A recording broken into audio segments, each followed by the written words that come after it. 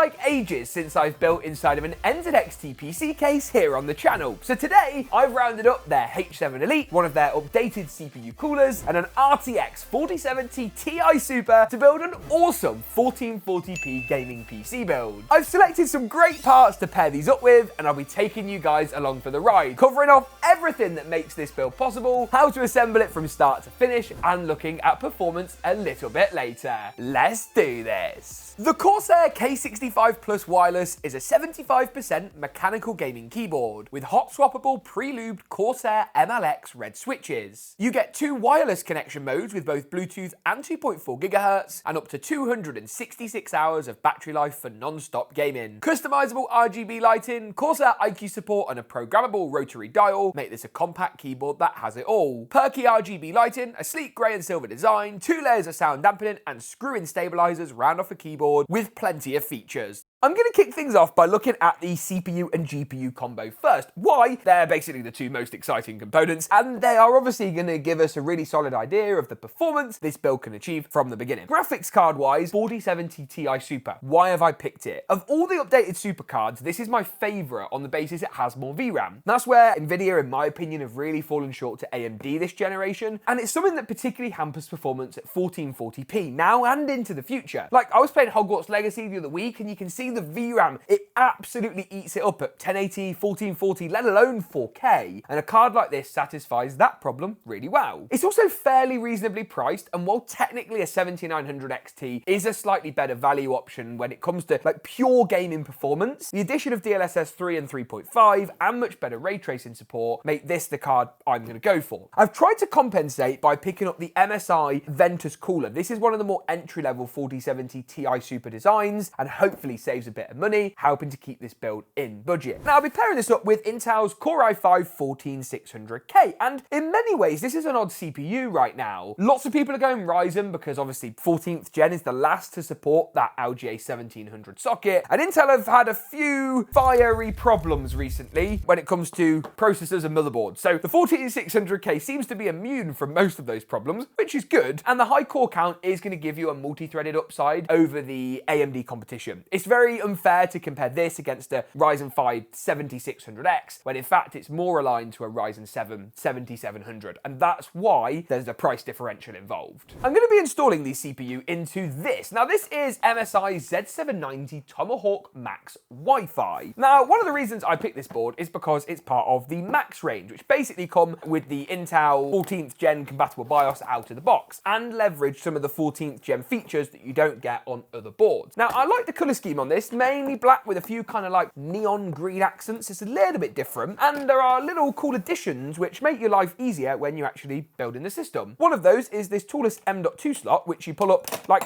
how easy was that apart from dropping it? And when you go to reinstall it, it's actually really simple. You just line the 2 little points up, you push the drive in, and that's really all there is to it. Now, in addition to that, you do get PCI Generation 5 support on this motherboard, which can be helpful, as well as, of course, support for 12th, 13th, and 14th gen processors, and that all-important DDR5 memory. You don't really want to be going for a DDR4-based system anymore. Now, talking of which, that's where this comes in. This is Apacer's Panther DDR5. Now, Apacer is a brand that we've not used loads here on the channel, but this is 6000 megahertz and has a decent CAS latency as well. For those of you who aren't aware, CAS latency is actually more important in many respects than speed with DDR5, and a poor CAS latency kit of memory can do quite a lot of damage to your gaming performance. I spoke about it recently. We spend all this time optimizing, you know, for a high-end GPU. Going for crap memory is a surefire way to lose frame rate, and we don't want to do that. Typically, I'd install the CPU first, but why not install the memory? Let's mix things up a little bit. Let's live on the edge. Admittedly, it's not very much on the edge. Anyway, RAM DIMM's back, RAM going to slide into place, and the little Apacer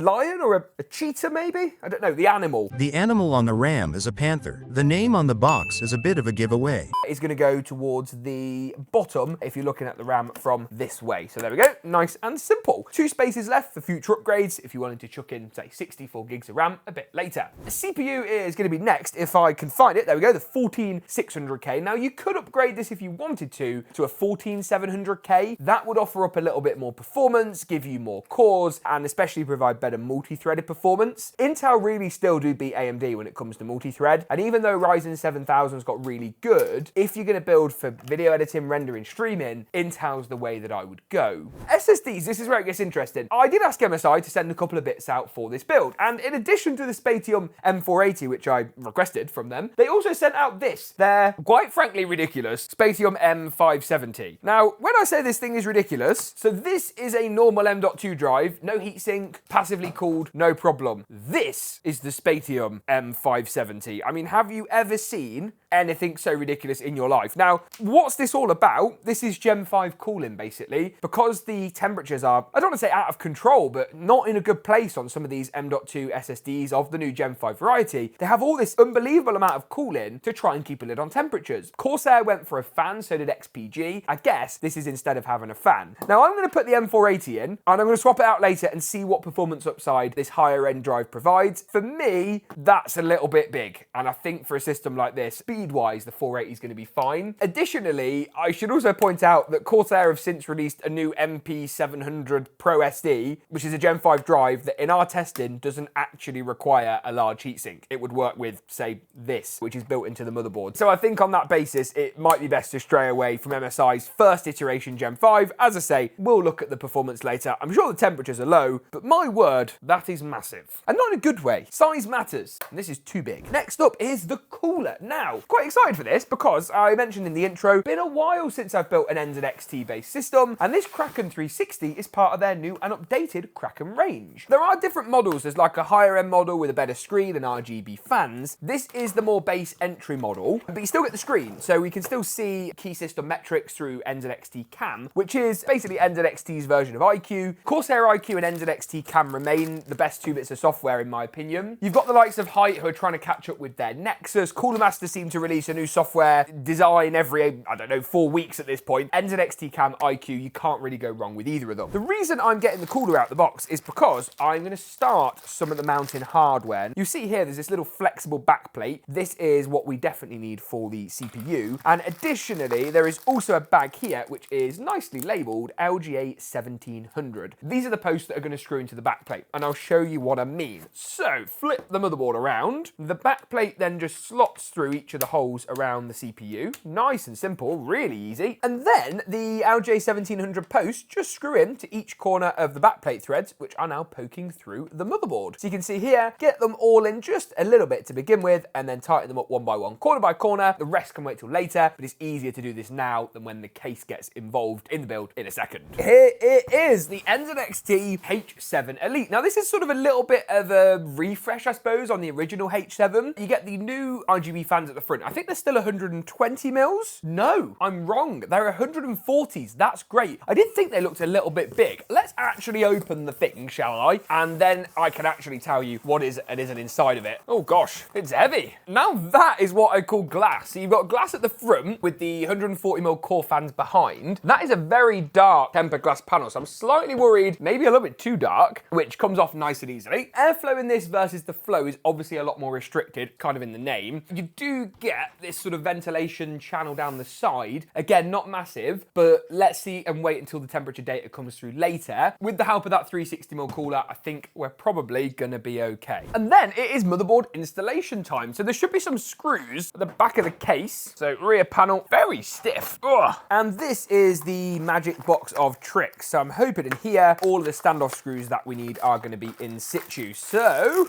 well, plenty of screws and all nicely organized. That's pretty good. Yeah, so all the screws we need for the standoffs all come in a little bag, which makes the next stage nice and easy. Motherboard's got a built-in rear I/O as well, so the whole board slides in, standoffs look all to be in the right locations, and screws in through the 9 screw hole locations. 3 at the top, 3 at the middle, and 3 at the bottom. Super happy with how this is shaping up. I'm gonna go ahead and do the cooler next. Now, I'm thinking this sort of top-mounted orientation with the tubes on the right, so the fans are gonna need to go on the bottom of the rad with all the cables and stuff going off to my left-hand side. That's gonna make them nice and easy to manage. Now, you will have noticed noticed earlier that NZXT included these with the CPU cooler, which I don't like. I think they look pretty naff actually, and I'm just not really convinced by them. So instead, somewhere I have these, the NZXT F120 RGB Duos. Now these are technically higher end than the ones at the front that are pre-installed. I do have some F120 cores instead, but I've always liked NZXT's like outer ring style, and I just think it would be a real shame to not make the most of that in this build. I have to say though, as someone who's not built an NZXT PC in a while, probably the fans could be modernised in line with sort of what we're seeing Corsair do with IQ Link, and obviously the daisy chaining that you can do with Lee and even like GeekaWhat now, and I think you get where I'm coming from. It's a bit of a cable mess, isn't it really? So much so they're actually all tangled together. How's that even happened? Where are you going? So fans are going to go this way round. Look, stuck together again. Thank you. Right, NZXT, please, will you do daisy chainable, I don't know, linking fans? It would be really nice. And more coolers now, pre-installing them as standard. I digress. 4 screws on each fan, all these come included in the cooler box, and then I'm gonna go ahead and screw it up to the top of the chassis. A little something like this. Nice and easy, and I think it's starting to look pretty good. Then, all I need to do is thread all of the wires through first. I probably should have taken the top panel off in order to actually screw this down. There we go, that's a bit more like it. And the dust filter too. Before then being able to screw the radiator into place. I must admit, this NZXT H7 Elite, while it is a stunning case, it's not the most easy chassis I've ever built in the sense that, like, you know, other cases at this price point will have like a removable, you know, top radiator mount, which you can pull out so that you haven't got to do that thing where I've just done where I'm trying to hold the thing in and I'm trying to screw it at the same time. It gets complicated. There's definitely some alternative workarounds, and I think it'd be nice to see the H7 updated with a, you know, V2 version that brings a couple of those quality of life features to a bit more prominence, really. One tip I have got with NZXT coolers is that you want to install this like cable harness, which basically goes from the actual block itself. It's quite large actually, and it's slightly cumbersome. You want to do this before the cooler goes in. The reason being, this port is just horrendously difficult to access if the cooler is in a certain orientation. So click that in, then pull the cables out the way, remove the plastic protection cover, and you can see here there is thermal paste pre-applied. Then it's simply a case of finding an orientation that looks good. I'm going to go like this on the basis the cables can then run upwards.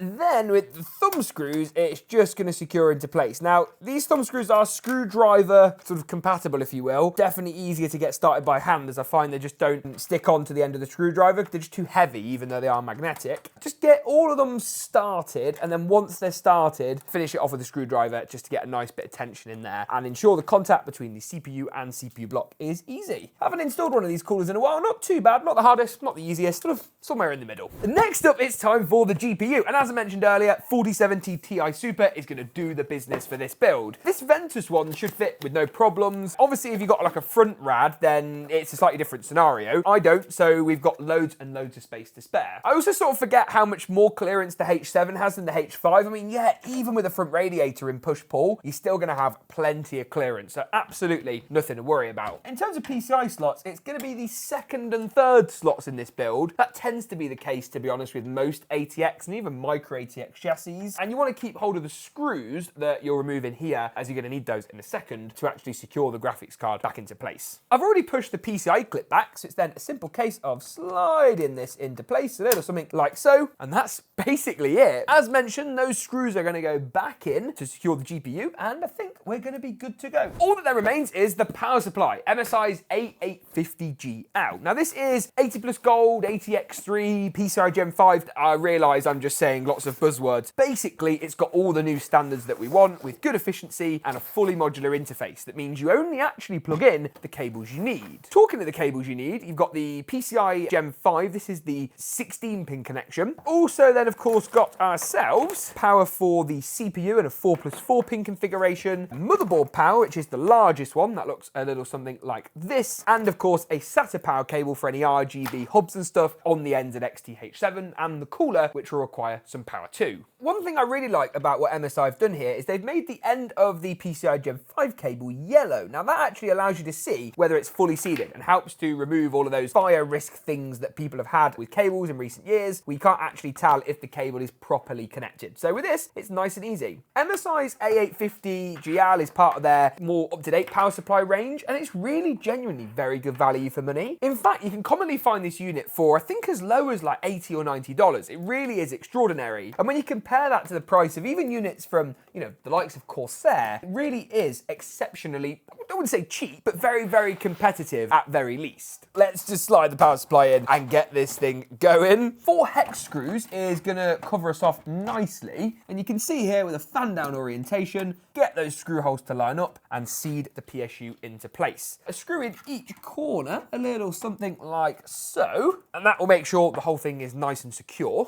And if you're gonna replicate this build, just make sure there's still a little bit of airflow underneath, especially if you're planning on putting this system on carpet, a rug, or any other sort of thick surface. Power cables wise, obviously got the GPU to the graphics card, motherboard to the right hand side, CPU power to the top left. No cable extensions in this one. I don't think it really needs it, but obviously if you wanted to add it, you can, and I'll leave links to those alongside everything else today in the description below. And with that, the build is pretty much done. All that remains is to get all the cable management done, make sure all the wiring is in tip-top condition, and finish the front panel cables. And I'll rejoin you in just a second for those all-important performance benchmarks.